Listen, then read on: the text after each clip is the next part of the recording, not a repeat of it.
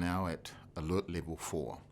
This level has been activated because it is now likely that the COVID-19 disease is not contained. The two major risks we now need to manage are first, sustained and intensive transmission, and secondly, widespread outbreaks. For these measures to protect us, we must all unite, we must all participate, and we must all follow the plan. Please listen carefully as I outline 6 important measures that will be applied right now as part of the Level 4 alert. First, people are instructed to stay at home. Second, educational facilities are closed, meaning do not send your children to school. Third, businesses are closed except for essential services like, for example, supermarkets, pharmacies and clinics, and lifeline utilities. Fourth, rationing of supplies and requisitioning of facilities. 5, travel is severely limited. And 6, there is major reprioritization of healthcare services. Finally, I want to say again, we need to unite and follow the plan in order to eliminate COVID-19. Remember, think about and connect with your ainga, friends and others that may need your help in getting prepared. Get informed, find out about your specific situation, and there are some Pacific language translated material on the covid19.govt.nz site. You will have regular access to essential supplies such as pharmaceuticals, food, and other home supplies, so please don't panic. Remember, practice good hygiene, wash your hands, cough and sneeze into your elbow, and if you're sick, get others to help with your arrangements to self-isolate. Thank you for watching this video. Please share it with your family and friends and help each other to prepare. Please take care, be kind, and unite to help us eliminate COVID-19. I'd now like to hand over to our Pacific clinical representatives to translate some of the messages I have shared.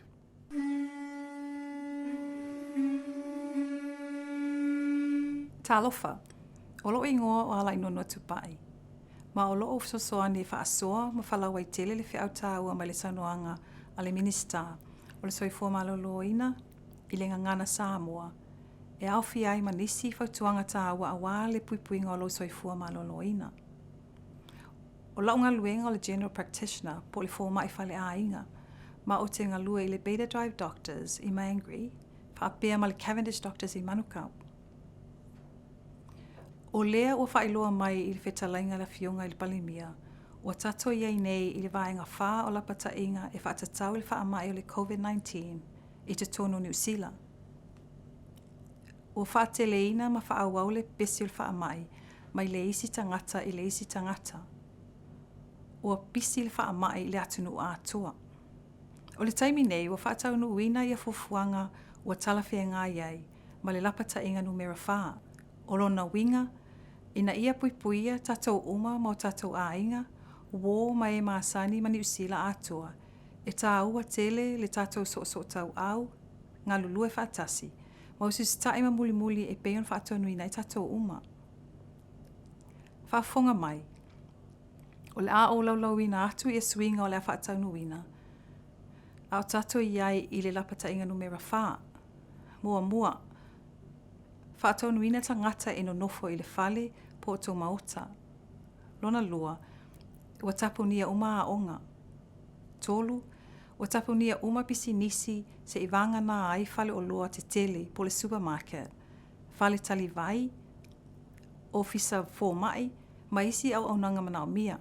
Lona whaatapu laa le whaasoa ina o mea tau mafa, mea inu, ma isi o loa manao mia. Lona 5, tau fia whaatapulai le whenga soloai ma le whemalanga ino tangata. Lona 6, o le a matua whaatulanga le whaasosoa ina o au nanga, ma tonga fitinga a le matanga luenga al soifua maloloina o tangata ngase. Mana tua, o whaatuanga tā ua e peo na saunoa mai eila fionga le minista. I whesosoani i so se isi. O le tau ainga o wō mai māsani, ai maise I lātou o mana o mia se fesosoani.